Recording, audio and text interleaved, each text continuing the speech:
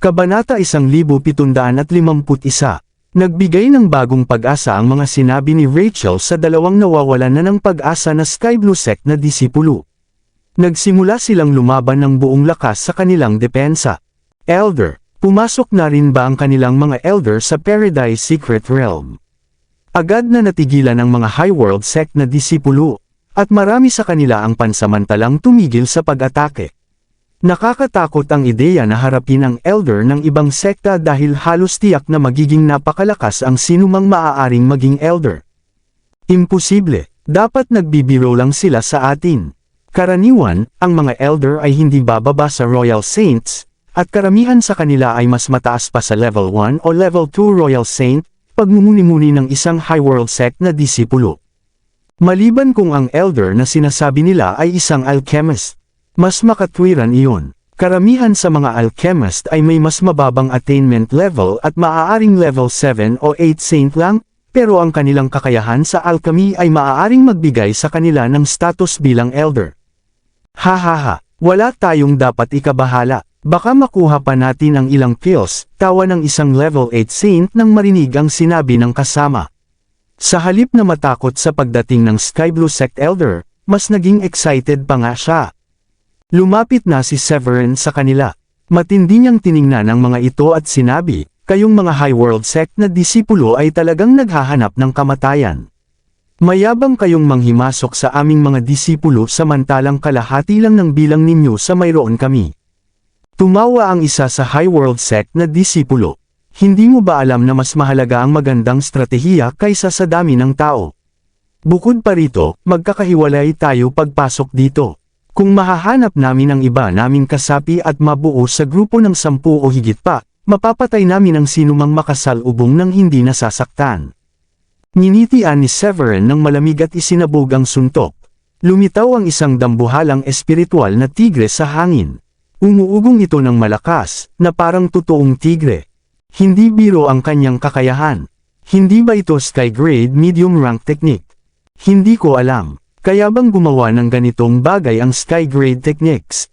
Natakot ang mga High World sect na mga disipulo at namutla ang kanilang mga mukha. Hindi pa nila naranasan ang ganitong nakakatakot na panganib. Sugod, itinuro ni Severin gamit ang isang kamay at pinatuloy ang dambuhalang tigre pasulong. Walang gaanong epekto ang kanilang mga teknik. Bagamat may disenteng attainment level ang mga disipulo, mabilis silang napawi at bumagsak sa atake ng tigre. Ang mabilis na pagkamatay ng kanilang pinakamalalakas na kasapi ay winasak ang kanilang fighting spirit. Tumalikod sila at sinubukang tumakas, pero hindi sila binigyan ng pagkakataon ni Severin. Hinabol niya sila at pinatay ang lahat. Ang laki ng lakas niya. Mataas ang attainment ng mga disipulo na iyon, ngunit natapos niya ang kanilang buhay ng napakadali. Ani ng isang babaeng disipulo na level 8 saint mula sa grupo ni Rachel. Ngumiti si Rachel at sinabi, well, batay sa kanyang mga atake, tiyak na naging Royal Saint na siya. Hindi natin kayang makasabay sa kanya pagdating sa talento. Punong-puno siya ng paghanga kay Severin. Salamat sa pagligtas sa amin, Elder Severin. Malaki ang problema namin kung hindi ka dumating, sabi ng ilang disipulo na lumapit upang ipahayag ang kanilang pasasalamat. Ngumiti si Severin at sinabi, lubhang kahila-hilakbot ang mga High World sect disciples. Mas madali kong tatanggapin kung nais lamang nilang nakawin ang inyong mga spiritual herbs. Nakakainis na sinusubukan pa nilang patayin kayo. Sinabi niya sa lahat, kumuha kayo ng anumang gusto ninyo mula sa kanilang mga storage rings. Hahanapin natin ang isang lugar para magpahinga sandali para makabawi kayo. Magpapatuloy tayo sa paglalakbay kapag gumaling na ang inyong mga sugat. Kung makatagpo kayo ng ibang kasamahan natin, tandaan na ang High World sect ang hindi lamang ating kaaway.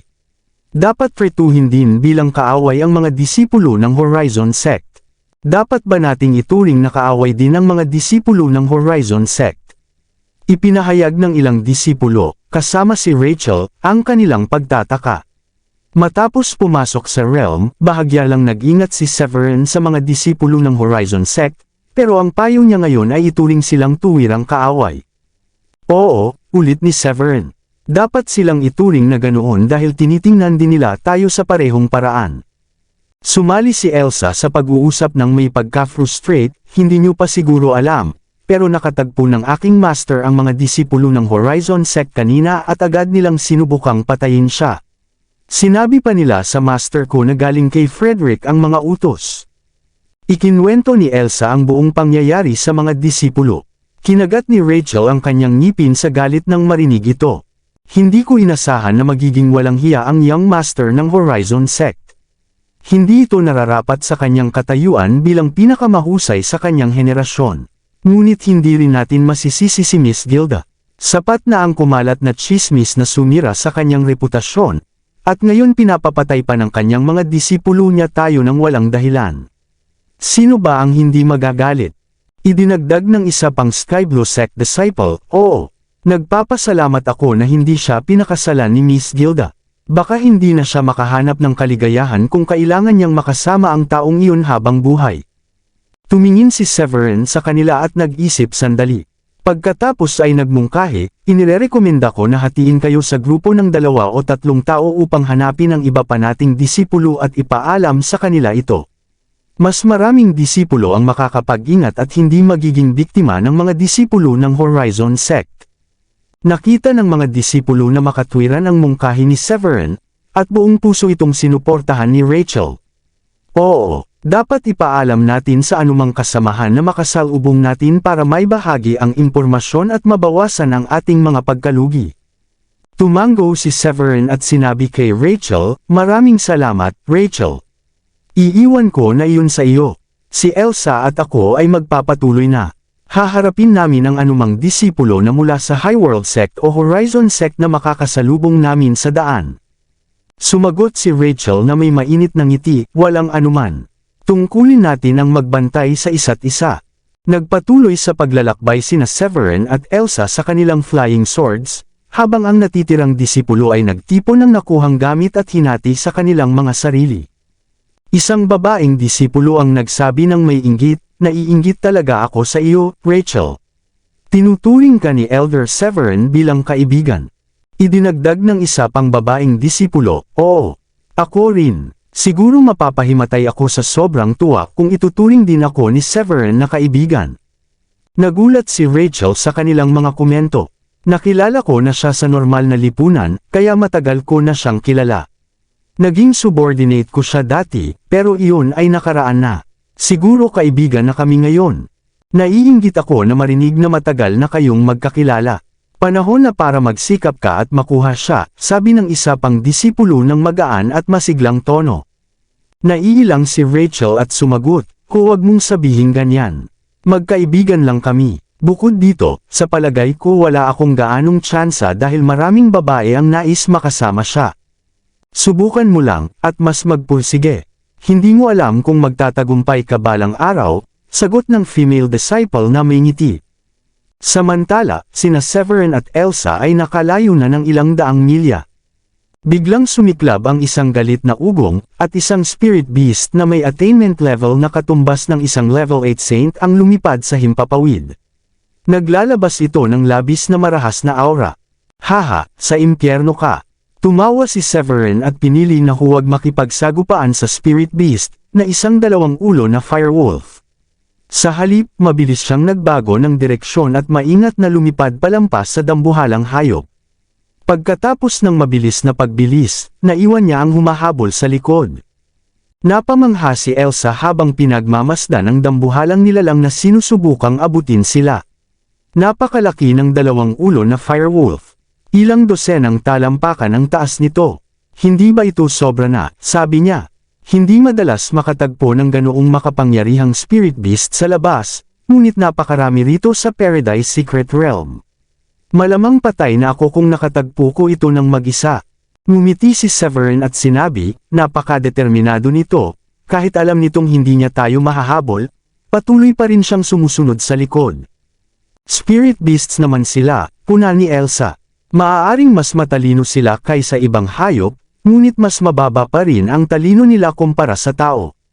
Mahihirapan tayong labanan sila kung kasing talino nila tayo." Ngumiti si Severin at ipinaliwanag, hindi gusto ng mga spirit beast na makita ang mga tao dahil likas na nakikita nila tayo bilang mga nanghihimasok sa kanilang teritoryo. Susundan pa rin nila tayo kahit hindi natin sila ginulo. Matapos niyang magsalita, lumitaw ang isang tusong ngiti sa kanyang labi at kumislap ang kanyang mga mata habang nagdagdag. Hehe, hintayin natin sandali at hayaang mahabol tayo ng spirit beast.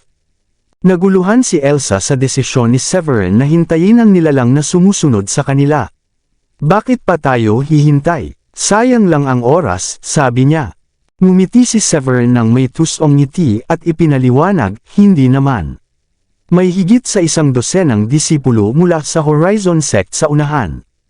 Naintindihan ni Elsa ang kanyang intensyon, at kumislap ang kanyang mga mata at napabulalas, naiintindihan ko na ang plano mo. Tumango si Severin. Nang lumapit ang dalawang ulo na firewolf at nasa saklaw na ng Horizon Sect na mga disipulo, nanatili si Severin sa maayos na bilis at lumipad patungo sa grupo. Hehe, maswerte tayo na nakalap na natin ang 12 kasapi ng ating sekta, kahit 2 o 3 araw pa lang tayo dito. Walang individual o maliliit na grupo mula sa Sky Blue Sect ang makakatakas kung makasalubong nila tayo, sabi ng isa sa mga lalaki na may masamang ngiti. Haha, mukhang interesado ka sa mga disipulo ng Sky Blue Sect, taksong sabi ng isang babaeng disipulo sa grupo. Iba-iba ang attainment levels ng grupong ito, may ilang nasa level 5 at level 6 saints, habang ang pinakamababa ay level 1 saint. Iba-iba man ang kanilang attainment, sila ay isang kapani-paniwalang puwersa kahit maliit lang ang grupo. Ang mawalan ng maraming saint level na disipulo ay magiging malaking dagok para sa Horizon Sect. Hindi ko mapigilan. Galing sa Sky Blue Sect ang ex ko, inamin niya ng may tawa. Siya ang humiling na maghiwalay, kaya plano kong ipaalam sa kanya ang nararamdaman ko kung makikita ko siya. Sayang lang at hindi siya kasali sa kasalukuyang ekspedisyon, dagdag niya habang isiniwalat ang dahilan ng kanyang mga aksyon. Hindi ko alam na ganito ka-close ang relasyon mo sa Sky Blue Sect na disipulo, sabi ng isa pang lalaking disipulo. Walang kahirap-hirap mong makuha ang loob ng disipulo ng ating sekta dahil sa talento mo. Tumango si Roddy at sumagot, well, may kanya-kanyang charm ang mga babae sa ating sekta, pero kailangan kong aminin na mas maraming female disciples ang Sky Blue Sect. Mas marami kang mapagpipilian, hindi ba?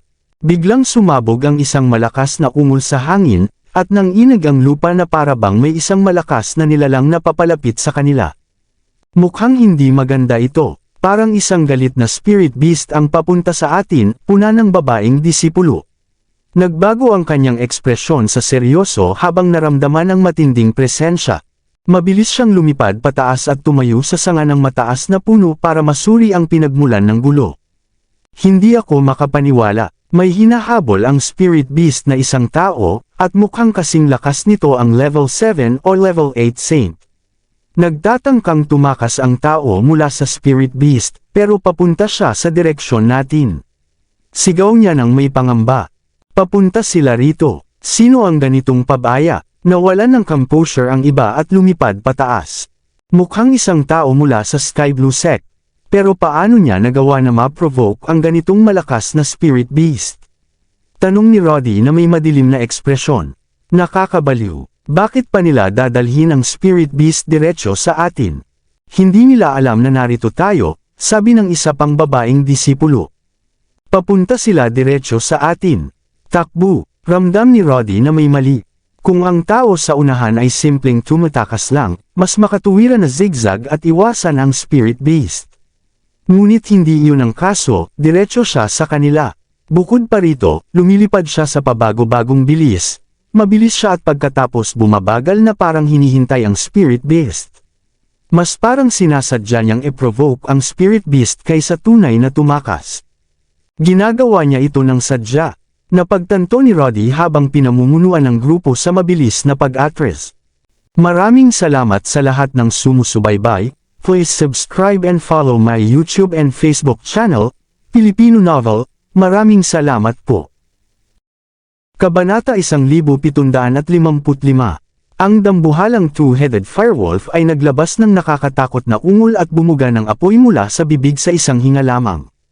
Ang apoy na ito ay tila na-condense na spiritual energy, at ang init nito ay sapat na upang sunugin sa abo ang mga may mababang attainment level. Lubos na na-provoke ang spirit beast ni Severin at mabilis na papalapit sa grupo ng mga Horizon Sect na disipulo. Mga kasama ko, magtulungan tayo upang harapin ang halimaw, panukala ni Severin habang papalapit kay Roddy at sa iba pa. Dapat tayong magkaisa, pare-pareho naman tayong nasa parehong panig. Hindi mapigilan ni Roddy ang kanyang pagkabigo at pagkadismaya kay Severin. Ulol ka, sayo ito, hindi ba? Sadyang dinala mo ang makapangyarihang spirit beast dito. Paano mo inasahan na haharapin namin ito ng magkasama? Naglabas din ng galit ang isa pang babaeng disipulo mula sa Horizon Sect. Kung tinawag mo ang sarili mo na kakampi namin, dapat mong ipakita ang inisyatiba at iligtas kami sa pamamagitan ng pagsasakripisyo ng sarili mo imbes na dalhin ang halimaw papunta sa amin. Iniba mo dapat ang direksyon at lokohin ito palayo dito. Tumayo si Severin sa kanyang flying sword at tumawa. Bigla siyang bumilis at iniwan sina Roddy at ang iba. Ha, akala nyo ba talagang isinasaalang-alang ko kayo bilang kakampi ko? Nasaksihan ko ang inyong mga tao na inaatake ang aming mga tao, kaya mag-enjoy kayo sa pagharap sa halimaw na ito ng mag-isa. Ha, galit na galit si Roddy ngunit wala siyang magagawa habang umaalis si Severin ng mabilis habang tumatawa. Peste, ang flying sword niya ay 9th grade spiritual weapon. Tingnan nyo lang kung gaano kabilis siyang umalis. Sadyang ginawa niya ito. Tulong, Roddy, iligtas mo ako. Nahabol na ng two-headed firewolf ang mga ito at ipinakita ang attainment level na katumbas ng isang level 8 saint. Bumugay ito ng mahabang linya ng apoy na spiritual energy, at pinatay ang mga Horizon Sect na disipulo na hindi nakatakas agad. Tumawa si Elsa at pinuri siya pagkatapos makita ang eksena. Ang galing mo talaga, Master. Naayos mo ang lahat ng Horizon Sect na disipulo nang hindi man lang gumalaw. Wala akong magagawa kung gusto ni Frederick na ituring tayong kaaway. Malamang inakala nilang kaya nilang apihin tayo sa Paradise Secret Realm dahil lahat ng nangyayari dito ay nananatili dito. Maraming disipulo ng sekta ang madalas minamaliit ang mga lumalabas sa realm na may sama ng loob sa iba. Ngunit sa tingin ko, kailangan ni Frederick na harapin ang kanyang pagkadismaya kapag natapos na ang lahat. Kaunti lamang ang mamamatay sa ating mga disipulo, pero malamang marami sa kanila, at masasaktan sila nito ng malaki. Naging mausisa pa rin si Elsa kaya nagtanong siya, sa pamamagitan pala, ano ang attainment level mo? Mukhang higit ka pa sa level 1 o level 2 Royal Saint. Matapos mag-isip, napagtanto ni Severin na hindi na niya maaaring itago ang katotohanan kay Elsa. Sinubukan niya itong itago, pero tila magiging mahirap mapanatili ang pagtatakip habang mas maraming oras ang ginugugol niya kasama siya. Nagpa siya si Severin na sabihin ang totoo sa kanya. Nakahanap ako ng ilang oportunidad ng pumasok dito, at kumuha rin ako ng ilang 4th grade high rank kills. Ngayon nasa level 3 Royal Saint na ako. Hindi katakataka na naramdaman ko ang dagdag na kumpiyansa mula sa iyo. Level 3 Royal Saint ka na, at kaya mo nang talunin ang mas malalakas na kalaban. Wala ka nang dapat katakutan dito. Nagulat si Elsa sa attainment level ni Severin. Mas mataas ito kaysa sa inaasahan niya. Ngumiti na lang si Severin sa sinabi niya. Mukhang naniwala siya sa paliwanag ko. Ipinagpatuloy nila ang paglalakbay habang maliwanag pa ang araw. Kung makasalubong nila ang anumang disipulo mula sa High World Sect o Horizon Sect, wawasakin niya ang mga ito ng walang pag-aatubili upang mas ligtas ang mga taga Sky Blue Sect na disipulo sa paglalakbay sa Secret Realm. Nang lumubog na ang araw, ginamit ni Severin ang alchemy bilang dahilan upang alisin ang anumang awkwardness sa pagitan nila. Dahil sa gabay ni Severin gabi-gabi, mabilis na umunlad ang alchemy skills ni Elsa. Tumingin si Elsa sa pill sa harap niya at tuwang-tuwa nang ma-realize na siya ay umunlad at naging 2nd grade medium rank na alchemist. Ang patunay nito ay ang matagumpay niyang nagawa ang 2nd grade medium rank pill. Nakagawa ako ng breakthrough. Salamat, Master. Sa wakas, naging 2nd grade medium rank alchemist na ako. Ngumiti si Severin at nasiyahan sa progreso ni Elsa. Ang una kong hinala tungkol sa iyo ay napatunayan muli. Ang talento mo sa alchemy ay sobrang galing at nalampasan pa ang inaasahan ko dahil sa mabilis mong pag-unlad. Tama ang pagpili ko. Ngumiti si Elsa ng mahinhin. Utang ko ang progreso ko sa iyong gabay. Hindi sana ako umunlad ng ganito kabilis kung wala ka. Tumawa si Severin at pinangunahan siya palabas ng kuweba. May araw na, malayo pa ang lalakbayin natin sa Secret Realm, at wala pa ring bakas ng miniature Black Tower. Marami pang oras pero hindi tayo pwedeng magpahinga hanggang hindi natin ito natatagpuan. Habang umaalis sa kuweba, nagreklamo si Elsa. Oo nga, hindi pa rin tayo makakakuha ng spiritual herbs dahil hindi pa natin natatagpuan ang miniature Black Tower. Nakakainis makita ang maraming high-grade spiritual herbs sa daan, at alam na hindi ko sila makukuha. Pakiramdam ko parang na-miss ko ang jackpot. Tumawa si Severin at pinakalma siya. Hey, nakapatay na tayo ng maraming disipulo mula sa Horizon Sect at Highworld Sect. Hindi ba maraming mahahalagang herbs sa kanilang storage rings? Ngumiti si Elsa at sumagot. Totoo iyon, pero hindi ko maiwasang mapansin ang lahat ng herbs sa daan na hindi ko makukuha. Nakakatuwang isipin kung paano mas binibigyang pansin ng tao ang hindi nila makuha kaysa sa mga nakakamtan nila. May salita para dyan, alam mo ba? Tinatawag itong pagkagahaman. Tara na. Hindi pa kalayuan ang lipad ni Severin at Elsa nang mapansin ni Severin ang isang bagay at pinahinto ang lumilipad na espada sa ere. Iyon ay si Terry. Kahit sina Heidi at Tamara nahihirapan sa kanya, sabi ni Elsa matapos suriin ang lugar gamit ang kanyang mental energy. Nagkunot ng noo si Severin at sinuri ang sitwasyon. Ang grupo ni Terry ay may kakilakilabot na attainment level. Sina Heidi at Tamara ay level 9 saints, at kahit kaya nilang harapin si Terry ng dalawa laban sa isa, hindi pabor ang tsansa dahil may 3 tao pang sumusuporta kay Terry.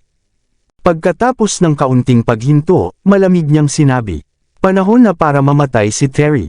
Pagkatapos ay bumaba siya. Nakatayo sina Heidi at Tamara na magkadikit ang likod sa isa't isa sa tuktok ng bundok. Mukha silang balisa habang nakangisi si Terry at minura sila. Napakagaling ninyong prodigies sa Sky Blue Sect, pero sayang at kailangan ninyong harapin ako. Ginamit ni Heidi at Tamara ang mga pills na ibinigay ni Severin upang umabot sa level 1 Royal Saint.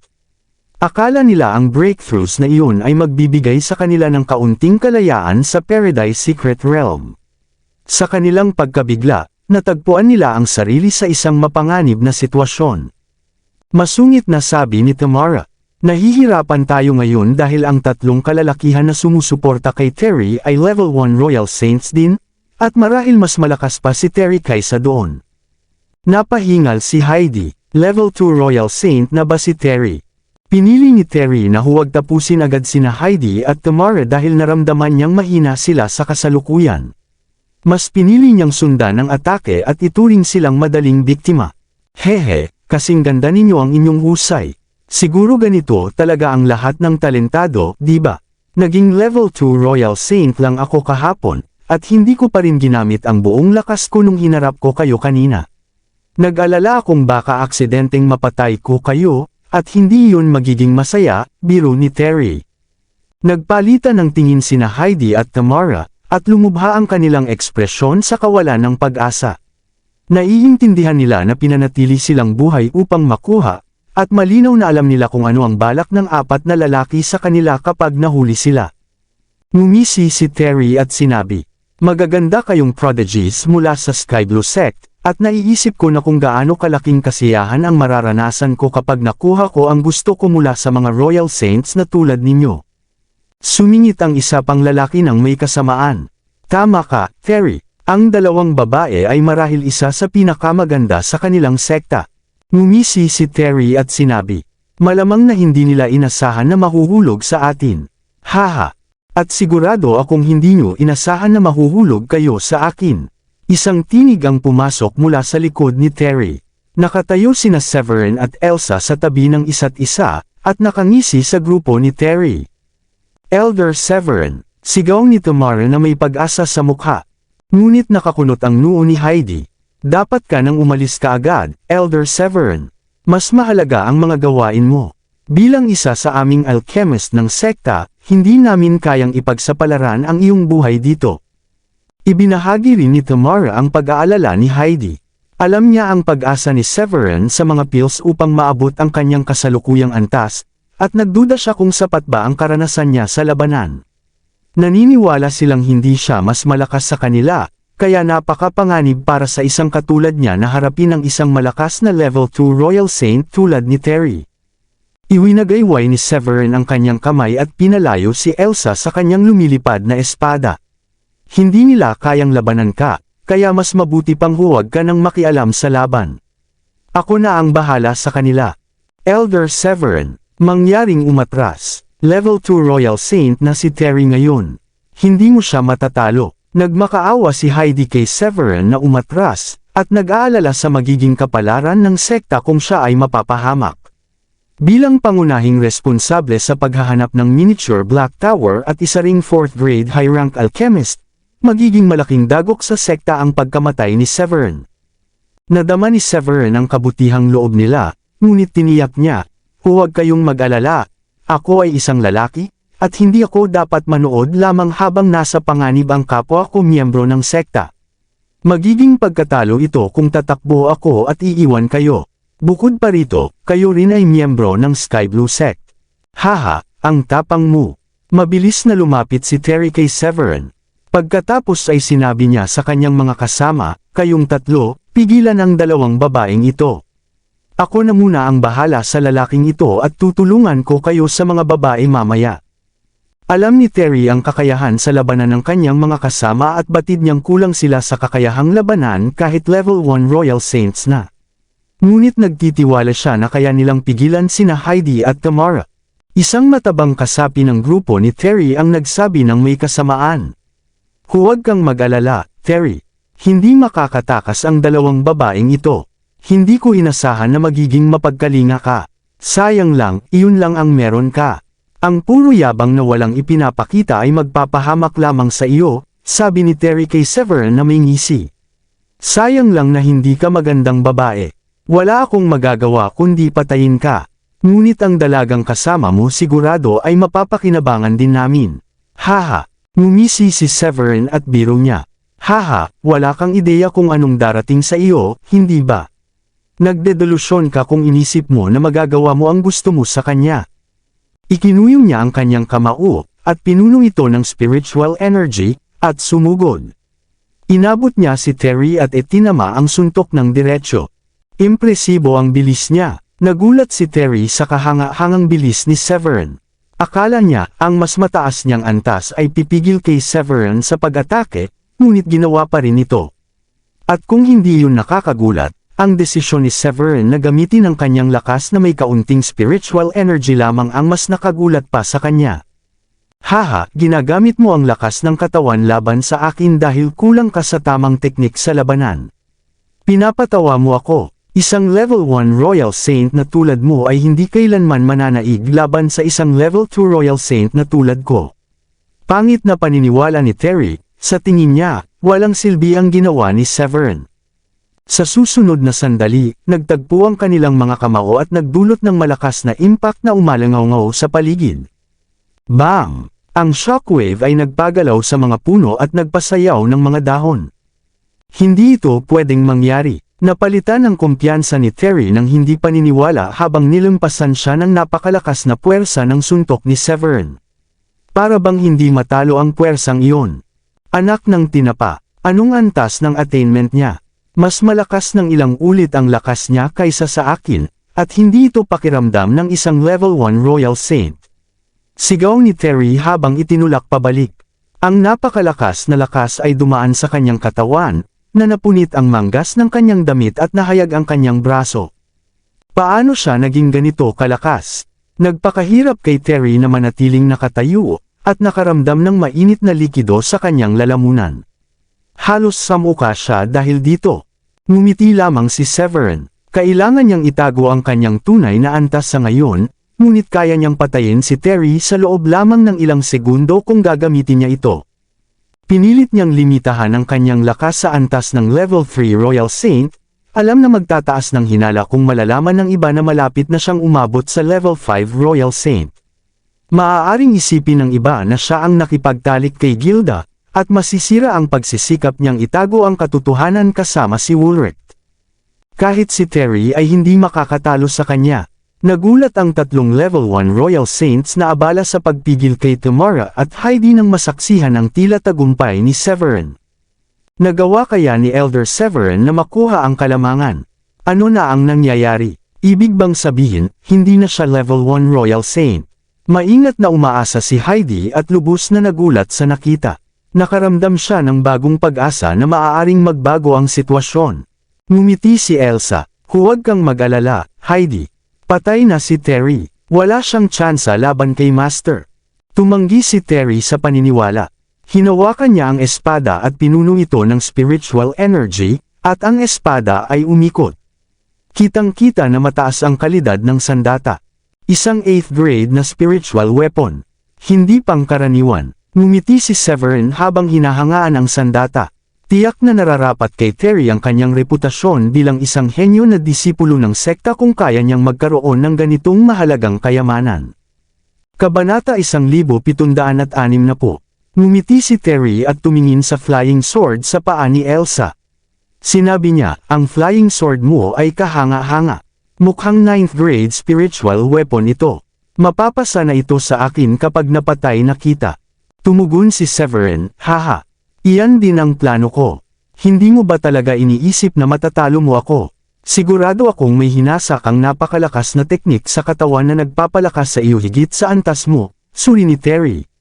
Nagpatuloy siya, "Patay ka na hanggat kaya kung panatilihing malayo at pigilan kang gamitin ang teknik na iyon laban sa akin." Nagbigay ang pagsusuri ni Terry ng bagong pag-aalala kina Tamara at Heidi para sa kaligtasan ni Severin.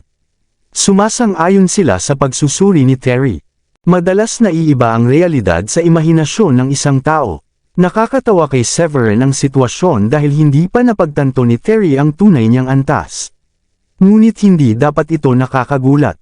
Nakamit ni Terry ang level 2 Royal Saint sa loob lamang ng 2 linggo, kaya hindi niya mahuhulaan na nakarating si Severin sa level 3 o mas mataas pa sa parehong panahon. Double Dragon Wave. Hindi na nag-aksaya ng salita si Terry at itinaas ang kanyang espada sa himpapawid bago ito ibinaba sa isang slash. Matapos ang slash, 2 napakalaking dragon mula sa pinagsamang sword energy at spiritual energy ang nagpakita. Humihiyaw sila at sumugod pababa kay Severin. Gaya ng inaasahan mula sa isang level 2 Royal Saint.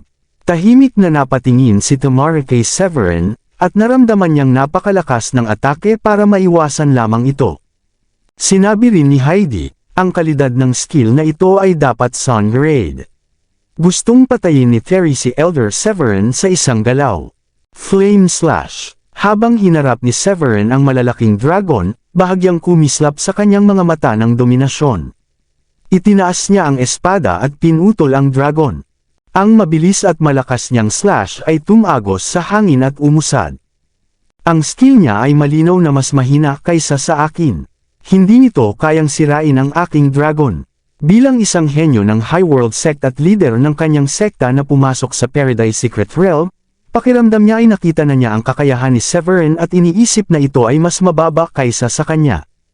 Pagkatapos ng malakas na tunog ng pagsalpok, ang kanyang mga dragon ay nahati sa gitna ng laslas ni Severin at tuluyang nawasak habang nagpapatuloy ang hiwa. Namula ang mga mata ni Terry sa takot nang sa wakas ay napagtanto niyang may mali. Hindi pwede ito. Ano ang tunay mong antas ng attainment?